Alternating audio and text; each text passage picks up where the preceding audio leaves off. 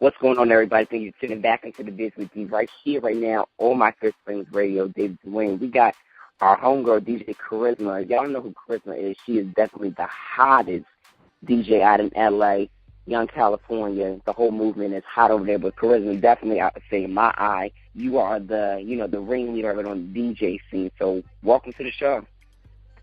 Thank you. Thank you for having me. No doubt. I've got to say, like I told you, I've been a fan of yours for years, and it's just an honor to, have you on my platform. I see what you do with your interviews and how you guys get down with the cookie jar. I'm just like, yo, this is incredible. That's why we do it, man, because I knew there was other people out there that just liked and believed in the same things I did, So, and it was just lacking from so many major outlets. And also, I appreciate that. You're one of those people. Appreciate that. And let's, just in case for people that don't know how you got your start in radio, how'd you get started? Well, I've been DJing for about 13 years. Like, I started in church, and then I moved my way up to house parties, weddings, bar mitzvahs, you name it, I did it, And I started as a local DJ down in Orange County. And then I finally got my shot in radio, like in around 2005, with a funk station. There was a funk station in L.A. called Moving 93.9. Mm-hmm. And I had just been putting in work as a street DJ, and a couple of my friends put in a good word for me with Junior Moreno, and Junior Moreno hired me as a street teamer on Moving. And so that's how I got my start. So I worked there for 2 years just putting in work, and I caught the eye of Power 106's street team because we were in the same building. And around that time, the funk station folded and turned into a Spanish station. So they kind of let go of the whole staff. And during that time, I was one of the few lucky ones that got snatched up by Power. So Power 106 took me onto their street team, and I just worked my way up through the rankings. Did a lot of dirty work, but I finally I broke the new boys, "You're a Jerk," and that's how I got my shot to be a mixer on the radio. Wow. It's been history ever since. That's incredible. So you worked the street scene angle before you actually got in with Power 106 as far as the personality part. Yeah, definitely. Wow. What was that experience like? It was fun. Like, I'll never trade in all those experiences in those times. It's crazy. Really learning the city of L.A., constantly going to crazy events and just putting in work and getting familiar with the people in the streets. That's how I really got my street buzz. Mm-hmm. I was just always out there at all kinds of working events, and I really got my street buzz, and that's how I was able to pay attention to the music culture, because radio at that time was not supporting LA music. You know what I mean? Mm-hmm. This was a time when it was like everything fell apart, the gangster rap and the violence it gave us such a bad stigma. The radio wasn't checking for anything that was LA. No radio anywhere. And I was able to see it, the whole jerking, as it went from the hyphy movement into the jerking movement. Mm-hmm. I was right there in it all, and I'm like, yo, these kids they're not, I mean, some of them gangbang, but they want to have fun nowadays. It ain't about colors no more. It ain't about red and blue. And right. Kids are wearing skinny jeans, and they just want to turn up and have fun. So, and that's a good point. Fun dances to go with it. So I just recognized it, and I was able to bridge that gap between me and my bosses, because they weren't out in the streets like I was. So right. I just had to prove it. And once we did this one basketball event when there was like 1,000 kids. And I'm like, please, man, just trust me and let the new boys perform. This was his first time ever meeting them. We let them perform at halftime. The entire gymnasium, it was about 800 kids, swarmed the basketball court and started jerking. I remember looking at me like, whoa, this is no joke. Mm-hmm. And it just kind of went, and it went from there, and it went from the new boys to YG's Tooted and Booted, which led to Mustard, Ty, and YG. They're killing it now. And I just kept breaking records, and my track record was just becoming undeniable. So that's where we're at now. That's incredible. How's it feel to be able to really break a lot of records before it really gets I mean, you're breaking the records. I mean, how's it feel that you're being able to break them and they just be like... Now that I realize what I've done, it's amazing. But at the time, I didn't really realize what I was doing. Like, I was just sticking up for music that I like. Because this is at a time where pop really took over. And, like, most songs on the radio were even R&B had disappeared from the airwaves. Like, it was a time when pop was running things. And I've never been a fan of pop. Certain pop songs, but I was always a hip-hop, R&B, like, reggae head. So it's like I was just fighting for music that I wanted to hear. And who knew that so many people were feeling the same way I was? At the time, I didn't realize what I was doing. I was just fighting for what I wanted to hear. I didn't really want to hear I'm in Miami, bitch. Like, I wanted to hear Toot It and Boot It. Like, right. I miss my R&B. I wanted to hear some R&B. I miss those Mary J. Blige's and Totals. Like, right. That's all I did was fight for what I wanted to hear. So. I know that's right. And how do you feel about, R&B, like now that we got Elvona, we've got Bridget Kelly, we've got Tinashe, we've got K. Michelle, we've got so many. Tina, Eric, right. Chris. I'm happy. I'm super happy. I love it. That's my R&B is my personal favorite type of music, so I'm excited. Yeah, I'm excited too. I'm a fan. I'm a fan first and foremost, so I'm excited.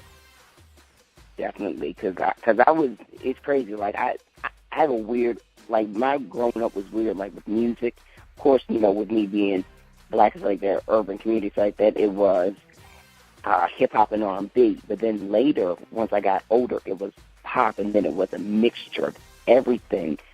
So me being young and seeing how R&B really went left field for a second, I was like, whoa. I need to feel good. Yeah. I mean, pop is good. It's telling me what I need to hear, and so it's hip hop. But I need to feel good, and it's, for me, I think it's just kind of dope that R&B just kind of took a turn. I feel like it is still good again, right? Yeah, I agree. Definitely.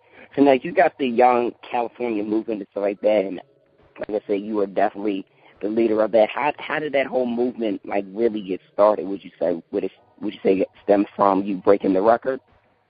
Well, it started because so I was over here in LA doing what I was doing, breaking the New Boys, breaking and even some Bay artists. Like I had a big hand in breaking John Hart, Two Booty, and Love Ranch, and I Am Sue's Up.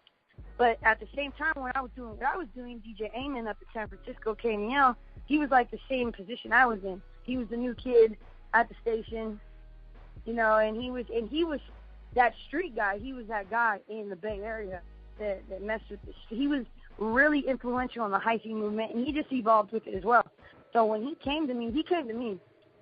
He's like, man, I heard so much about you, and I'm like, same about you, and we just hit it off. You just meet certain people, and you just got the same motivation and drive. And we just hit it off. He's like, yo, I've been thinking about doing this thing called Young California. Up a crew of radio DJs across the whole coast to keep breaking, because he's like, between me and you, we've been breaking a lot of West Coast acts. He's like, and I just want to take it I just want to become a crew and really give a platform for artists to get some love and get some shine until radio really gets on board, or in TV, MTV and videos and stuff.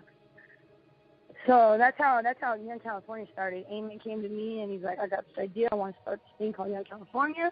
I loved it, and it was just history. And it moved really fast after that. Yeah, it definitely looked like it moved fast, too. Because I remember when I was, of course, I'm 21 now, but I was younger when it had got started, and not much younger. And I was like, whoa, this is a hot-ass movement. Spread like wildfire. It was crazy. And it was dope. It was exciting, and I didn't think it was going to take off like that. Because at the time, the guys that were really running things were just the LA leakers, but they weren't really vouching for LA music. They were more so vouching for just the big stuff that was coming out, So definitely. we were there just sticking up for all the kids that no one wanted to pay attention to, but we knew they had talent. Mm-hmm. And that's a good thing that you guys, took that leadership and wanted to do that, because a lot of people, a lot of artists are being slept on. Yeah, Like, a lot of the throughout the people world. that are in positions to give people chances, they're so afraid to do it because what if they're wrong? So, like, from what I've experienced, like, they don't even want to give nobody a chance just because they don't want to look bad, so they just play the safe role. And I think, like, it took me and Amen, we were just passionate and we really shook up the whole industry. Not even just West Coast radio, we shook up the whole industry. The fact that you go to New York and turn on Hot 97 and you can hear Ty Dolla $ign, T-Fly, Eric Bellinger back to back, that's crazy. That's New York. Like, New York and Cali have hated each other ever since the Pac and Biggie drama. Right. So it's like, I felt like us uniting is just showing unity, and it's like, and I felt like unity was the missing link in music for the past 5-6 years. Everyone was just didn't want to help nobody. They didn't. And I even like the fact that you mentioned that you guys' music on the East Coast is even going back, and it's like in rotation in New York. Because I was talking to Eric the other day, and I was like, about the fact like he sold out SOBs in New York. I'm like, that is crazy. Like, and I told her, I said, the fact that you're able to, that you can do it, LA and Compton's like that, be from there, and you come over here, but it was a no-brainer because of, what he's been able to put in. Yeah, that's crazy.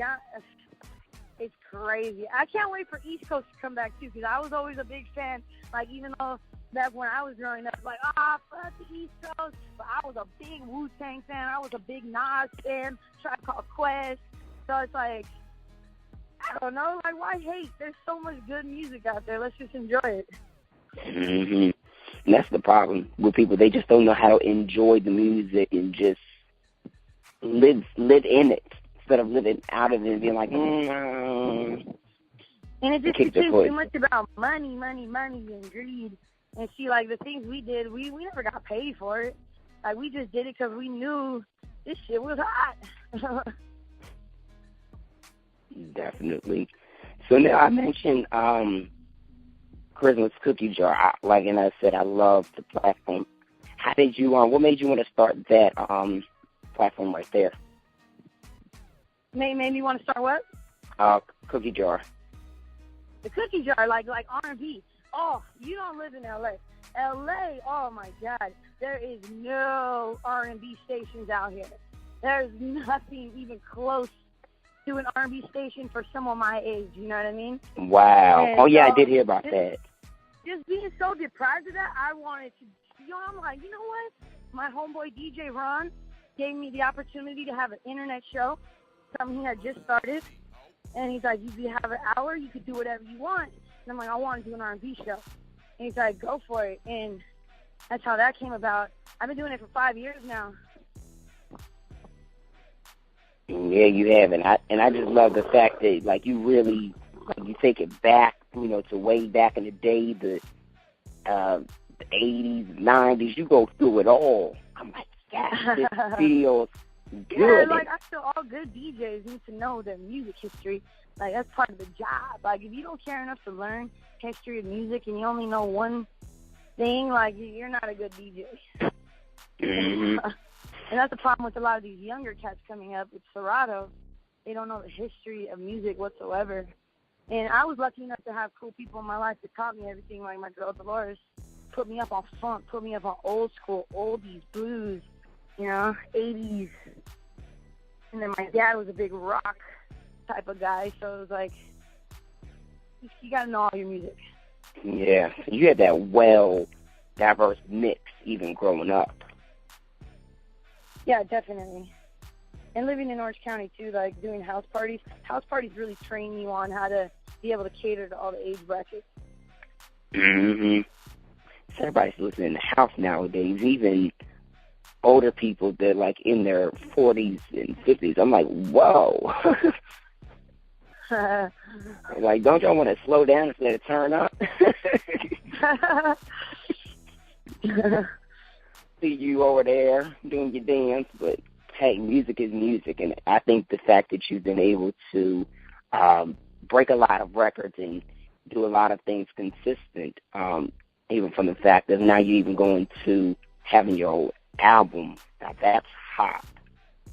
Which is incredible. Crazy, huh? Who would have ever thought? Now, what made you want to do that? My first ever favorite DJ type of album was DJ Clue's Desert Storm. I was such a fan of that album when it first came out. At the time, I never thought that I would have even the opportunity to do something like that. But I'm so glad that it's worked out this way. Right. And I gotta say, I'm happy for you. And being a woman doing it, it's like I'm really proud of myself. And I'm excited to see what happens. I am too, and I think it's going to do phenomenal, especially the record anyway that you've got going on that's playing right now. I mean, that record is dope. Oh, thank you, man. Sage of Gemini, Eric Dimbridge, my Sean, Tory Lanez. Right, damn. Produced by me and my boys, the League of Stars. So basically, my album consists of all West. I've been working on it for a year and a half.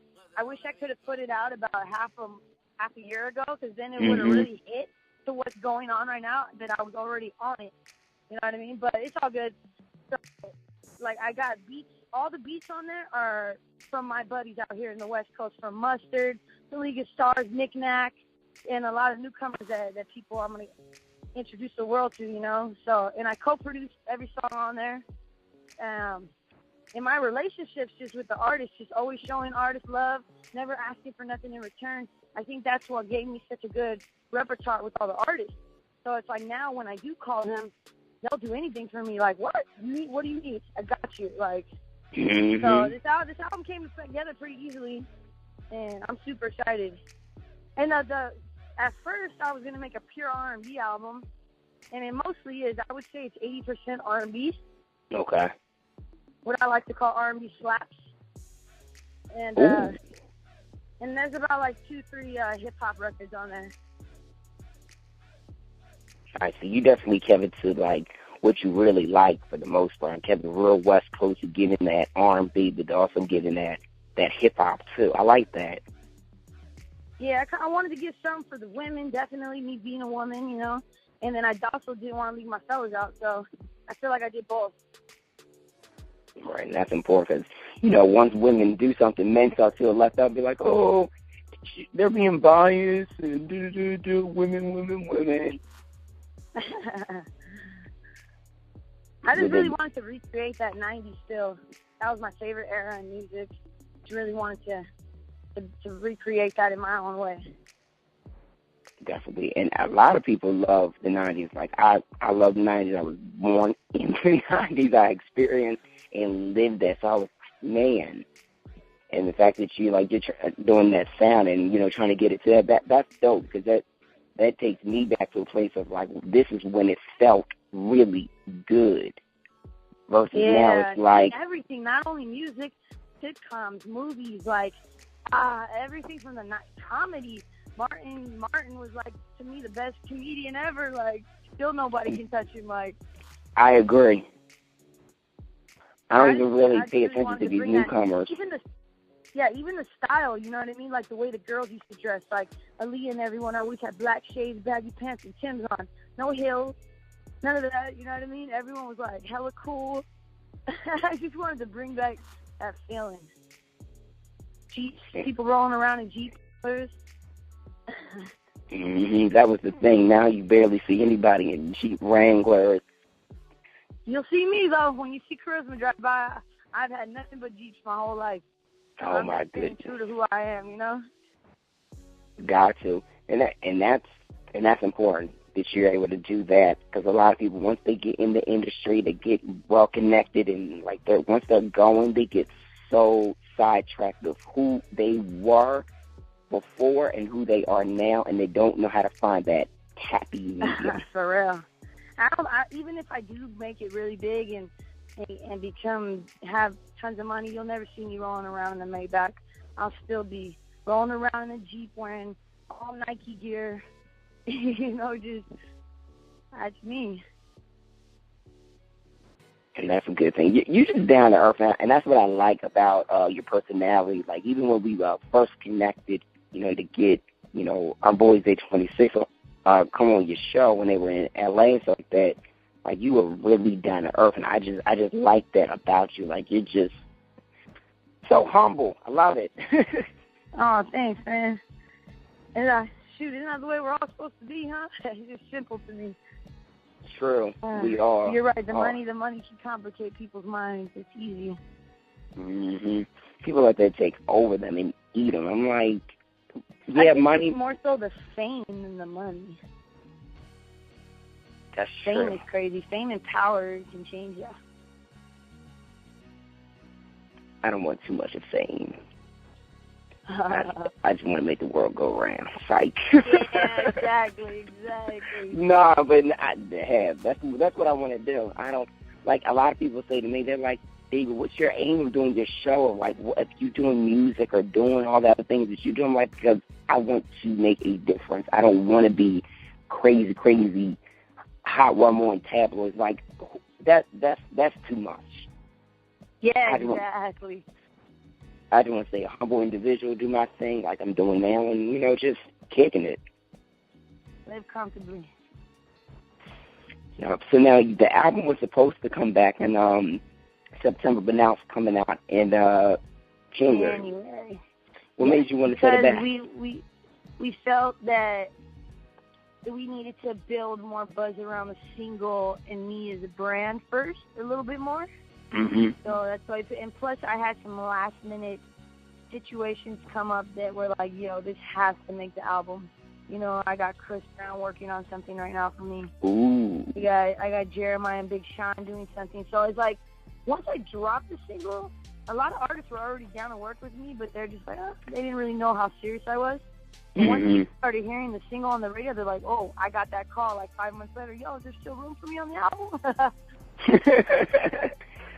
So there's levels to this stuff. There's levels to this ish. So there is. But they gotta take you serious. Especially Chris. Mm-hmm. Chris. Like, I was like, if I ever get the chance to get Chris, it's over. Like, I'm such a big fan of Chris Brown. So when he finally gave me that call and was like, I'm down, what you want to do? I was like, okay, we need to hold on. You're like, stop this right now. Now, I got to even ask you about that track like that. Is it something that, with Eric, is Eric involved with that track? Eric Bellinger? No, Eric Bellinger is just on the single, so. Those two right there, they get it in. I got T-Fly on there. I got Ty on there. We got my girl Lyrica Anderson on there. There's a lot of good stuff. I hope you're gonna enjoy. Raven Justice, Shasha Jones, a lot of newcomers, the Kid Ryan. And then I got like the big dogs like Rick Ross, Wiz, Chris, Big Sean, Jeremiah. So it's like a cool balance of new and old. Or not old, new and legit. Like, that's a perfect mix. Your album is going to kill in 2015. You do realize that, right? Oh, man, thank you. From your lips to God's, man. Thank you. That's going to kill. Like, whoa. I'm excited. And it's cool to I got to finally meet DJ Khaled, because he is the best to do this ever in, like, the history as far as numbers are concerned and stuff. So to get his blessing and his approval, and he, like, really vouched for me and supports what I do, he's from the other side of the nation. So it's, like, it's cool. I feel like, I'm doing the right thing. I'm excited. Can't wait. Yeah, you definitely are. And I'm excited for you because I'm like, what is Carisma going to do next? Like, what is she going to do next? Because you always are doing hot things and doing great, popping up on Revolt, popping up on Jimmy Kimmel. Like, there's always something exciting going on with your movement. And I just love it. I just really love it. And I'm so glad we were able to connect on this level on my show. For us to even talk about it more. Oh man, I'm blessed. I appreciate it, man. I'm glad. I'm glad that I sparked enough interest that people want to know more. Definitely.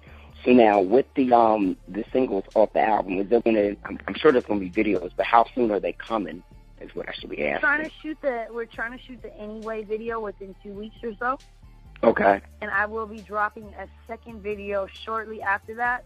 It's a song that I have with I Am Sue, K-Camp, and RJ. And it's produced by Nick Nack. You know Nick Nack, who produced Loyal and Came to Do that. So that I'm excited about that record. And we're going to shoot it in my hometown of Santa Ana. So I'm really excited about that. You can see a little piece of where I grew up. That's good. So gotta keep that flavor. Definitely expect before December. Mm-hmm. And that's good that you're, shooting where you're from, because you got to keep that flavor and keep it true to you versus, being like, oh, I want to do this at a location in somebody's warehouse shooting somewhere. Like that. I like the fact of that.